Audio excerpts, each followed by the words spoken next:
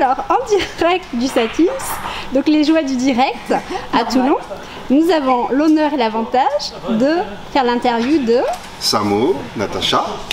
Donc voilà, on vient de Nice, de Cannes-sur-Mer précisément. Moi à la base je suis de Paris. Et donc j'ai rejoint madame il y a un peu plus d'1 an. Et ouais, donc, grâce à toi. Et donc voilà, depuis un peu plus d'1 an sur la région, donc au soleil. Et voilà, donc moi j'ai appris à danser sur Paris à la base. Tu as appris à danser il y a longtemps ça?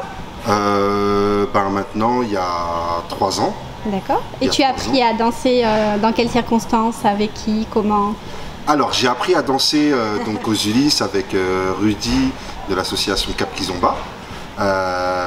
Et en fait j'ai connu la Kizomba vraiment par hasard en fait à Vic-Fezensac grâce à des amis. Donc c'est à côté de Toulouse, ça, c'est ça? C'est un village? Ouais, c'est ça, c'est dans le Gers. Voilà. Et voilà, donc en fait, ouais, moi vraiment je connaissais pas du tout la danse de couple, etc. Que ce soit salsa, bachata, kizomba. Et du coup, voilà, j'ai d'abord apprécié la musique avant d'apprécier la danse. D'accord. Et donc, je suis venu, après j'ai été piqué, c'était fini. Voilà. Alors, qu'est-ce qui te plaît particulièrement dans cette danse? Premièrement la musique, comme je dis, voilà, si j'aimais pas la musique, je pourrais pas danser. Donc comme c'est vraiment pour l'amour de la musique en fait que je danse. Et qu'est-ce qui me plaît dans cette danse? C'est le partage, c'est que chaque danse est vraiment différente. Voilà, moi je danse beaucoup avec Natacha, mais chaque danse est toujours différente. Je ne sais jamais ce que je vais faire avant. La musique va me dire quelque chose, même mon état d'esprit va refléter ma manière de danser. Et puis c'est un partage, ouais, et ma façon d'agir aussi. Ouais. Et puis voilà, puis c'est du partage. Voilà, c'est vraiment une danse de partage et ça c'est quelque chose. D'accord.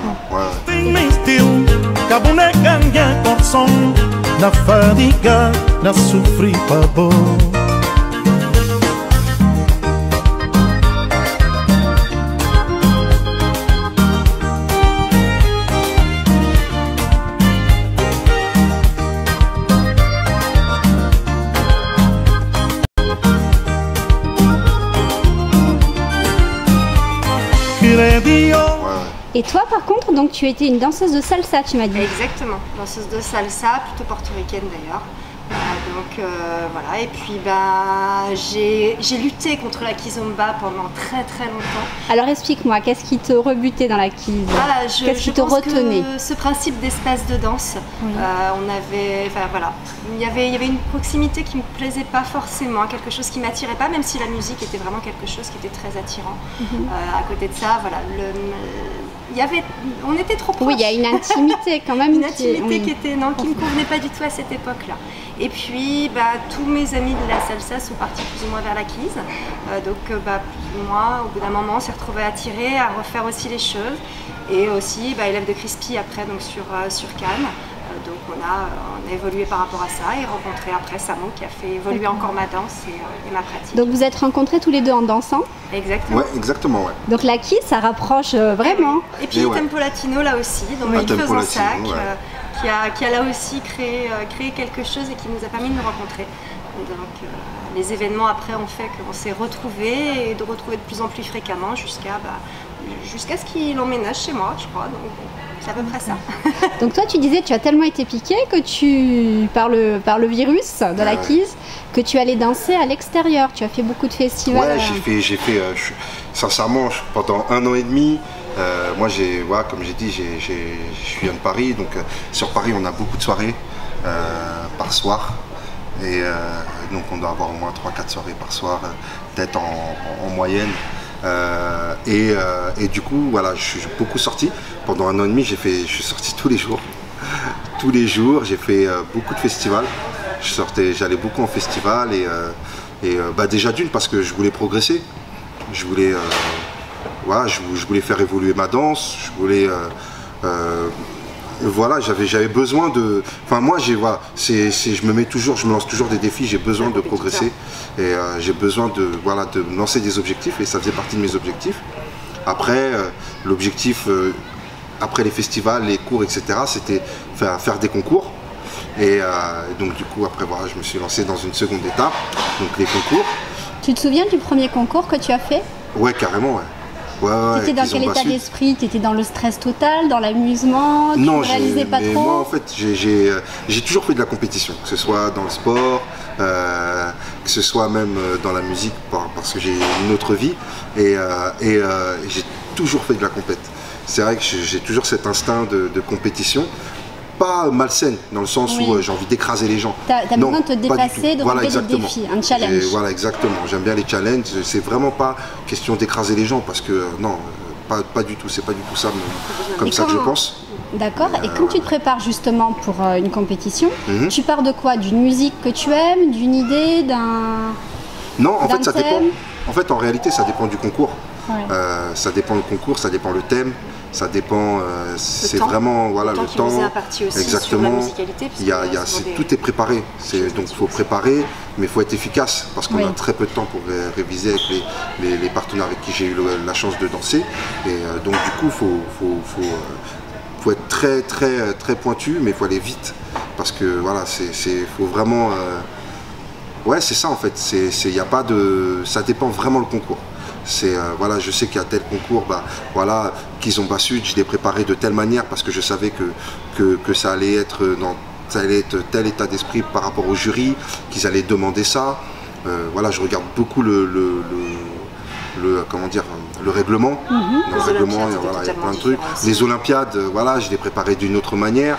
World of Kizomba, c'est pareil, je les préparais d'une autre manière parce que on ne demande pas la même chose dans les concours. Donc, et là, tu prépares donc un nouveau concours, quelque chose? Là, pour l'instant, non. Parce que j'ai pas... Tu aurais dû? J'aurais dû, ouais. Il y avait World of Kizomba, mais bon, finalement, ils ont annulé. Et donc, du coup, c'est tant pis parce que voilà, avec Mélinda, on avait préparé des choses sympas. Ça aurait été très sympathique. Ouais, ça aurait été explosif. Bon, c'est pas perdu de toute façon. Non, c'est pas perdu, non, bien sûr que non. Non. Ouais, c'est pas grave. J'attends de voir. Je me suis pas représenté aux Olympiades parce que faut bosser et en ce moment c'est vraiment compliqué. Tu prépares d'autres choses. Voilà, donc je prépare d'autres choses, mais ouais, il y a d'autres concours parce que j'ai besoin de ça. Et là, tu me disais que tu as eu plusieurs partenaires. Comment on choisit un partenaire en fait? Il y a quoi? En fait, déjà, on passe tellement de temps à danser, tellement de temps à préparer des choses que du coup, le plus important pour moi, c'est de bien m'entendre avec la personne avec qui je danse. C'est pas une question voilà, faut que je m'entende bien à l'extérieur. Oui. Et ça se ressentira obligatoirement dans la danse. Donc après, c'est sûr que ça demande quand même des compétences en termes de danse et un état d'esprit. Et du travail. Une capacité de travail qui est énorme parce qu'il est pointilleux, il est exigeant en même temps. Et c'est vrai que ses partenaires à certains moments ont quand même aussi beaucoup de fil à retordre parce qu'il veut obtenir le Et est-ce que justement, ça c'est très intéressant, le fait de vivre ensemble, d'avoir une relation et de danser aussi ensemble, est-ce que ça change les choses quand on donne des cours, quand on... C'est-à-dire? Non. Savoir qui fait comment dire, s'il n'y en a pas un qui prend le dessus ou comment non, ça se parce passe? que moi je suis pas comme ça en fait. Moi c'est comme dans la danse, la fille il faut qu'elle s'exprime. J'ai pas de vraiment, je suis pas autoritaire. Je demande pas, voilà, je demande, j'ai pas ce besoin de parler tout le temps. Donc si jamais Natacha a quelque chose à dire, c'est enrichissant que ce soit avec moi ou que ce soit avec Mélinda, avec qui donne des cours aussi. C'est vrai qu'à chaque fois il nous laisse notre temps de parole, il nous laisse notre aussi les choses qu'on a à faire passer. En l'occurrence plus nous par rapport aux filles, mais même par rapport aux garçons, de ce qu'il faudrait qu'eux nous apportent pour qu'on arrive à faire telle ou telle chose qui nous soit guidée. Et c'est vrai que dans ce cas-là, il laisse vraiment des temps. Ouais, je ça pense. Se fait naturellement. Et si vous aviez un message à faire passer aux danseurs, qu'est-ce que vous leur diriez par rapport à votre expérience, C'est pas à se prendre la tête. Vraiment. Et en fait, c'est le maître mot. C'est vraiment, c'est de la danse. C'est que de la danse. On joue pas sa maison à chaque sortie fille. Donc faut vraiment, c'est pour ça que moi mes workshops ils appellent Simplikiz. C'est vraiment toute simplicité, calme, le fun. On est là pour prendre du bon temps, s'amuser Et voilà, vraiment, vous prenez pas la tête. Moi en tout cas je me prends pas la tête, hein. Vraiment, c'est pas mon truc. Ça doit rester un plaisir. Ouais, bien sûr. Et c'est le même truc, voilà, moi je fais partie de la Dream Kids. Voilà, on a alors, la même philosophie. Alors est-ce que tu peux réexpliquer ce que c'est la Dream Kids? Bah, la Dream Kids c'est un groupe de danseurs.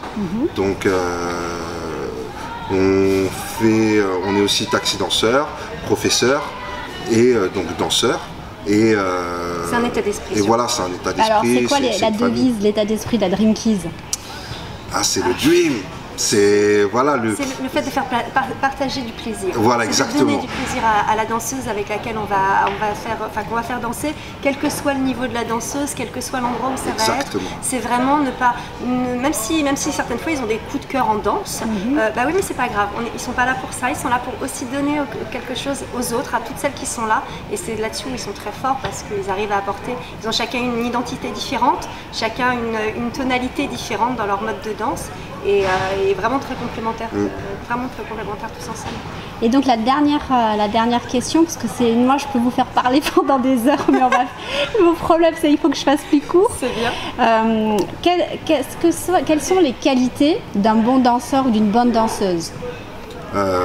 Déjà pour un bon danseur, je pense que la qualité numéro 1 c'est le partage. Parce que c'est vrai que ça paraît débile hein, de dire ça. Je sais que souvent les gens disent ça, que c'est le partage, etc. Mais en fait, en réalité, on danse à deux, on fait des choses à deux. Donc si on fait une sortie, c'est à deux. Donc c'est vraiment partage d'émotions et partage de la danse. Et pour les filles, moi je dirais pareil, je dirais que voilà, c'est prendre du plaisir et recevoir l'énergie du danseur et la retransmettre d'une manière qui fait que ça rend une danse belle. Voilà. De retrouver peut-être un petit peu d'humilité à certains moments, parce que c'est vrai que beaucoup de danseurs sont des danseurs de social, sont des gens qui qui ont aimé la musique, qui se sont trouvés des affinités quand ils se sont retrouvés sur une piste de danse. Par contre, peut-être à certains moments des manques de base, des manques de retour aux fondamentaux et un manque d'humilité qui finalement quelquefois entache cette danse qui pourrait être magnifique et qui peut être très jolie et qui peut être vraiment fun, dans laquelle on peut s'amuser et vraiment être des bulles d'autres choses, mais accepter justement que oui, mais il y a des fois il faut peut-être revenir aux fondamentaux, revenir aux bases pour pouvoir de là apparaître, réussir à grandir encore un peu plus. Prendre des cours. Toujours le cas. Et là je sais que je vais me faire des ennemis, hein, qu'il y a des gens ils vont, mais les gens, il n'y a pas que la sociale.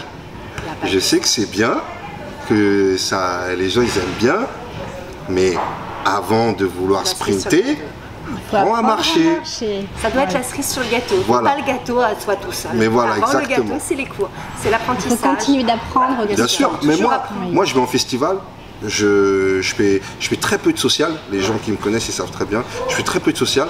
Par contre, j'aime bien faire les cours. Les gens ils me verront au cours. Systématiquement tous les cours. Moi j'adore faire des cours parce qu'il y a toujours un truc à apprendre. Donc ne jamais croire qu'on est déjà au top, en haut de l'affiche et qu'on peut s'abstenir de prendre des cours et d'apprendre alors qu'il y a toujours un truc à apprendre. La Kids évolue, donc il faut évoluer avec elle. Donc il faut prendre des cours. Il y a des gens super intéressants, il y a des profs qui sont au top. Et vraiment, on a vraiment toujours de quoi apprendre. On gagne à s'ouvrir, à ne pas rester figé sur un professeur, à ne pas faire rester dans un seul mouvement en fait. La Kids est riche et il faut aller puiser à chaque endroit en fait ce qu'on peut récupérer d'un prof, d'un autre et ainsi de suite et s'ouvrir au maximum. Et voilà. D'accord, donc c'est le message du jour. Mais ouais. Merci beaucoup à tous les deux. Merci à toi. Et puis à très bientôt. Ouais, à bientôt. La prochaine fois, j'espère qu'on aura un peu plus de temps. Ouais, mais t'inquiète. Et après, c'est la qualité, hein, comme on dit. Il y aura, t'inquiète. Mais en tout cas, merci. Merci à toi d'être venu, d'avoir pris le temps de prendre des photos, de nous interviewer et t'intéresser un peu à ce qu'on fait. Donc voilà, merci beaucoup. Merci pour la danse. Avec plaisir. Quand tu veux, on remet ça. Allez, à bientôt. Salut, à bientôt.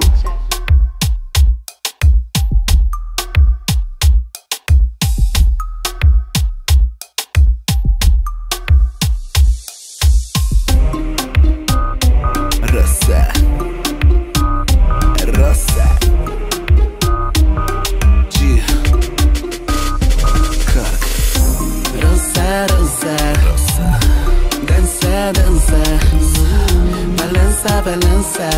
Ay, ay, ay, siento aquí me gusta.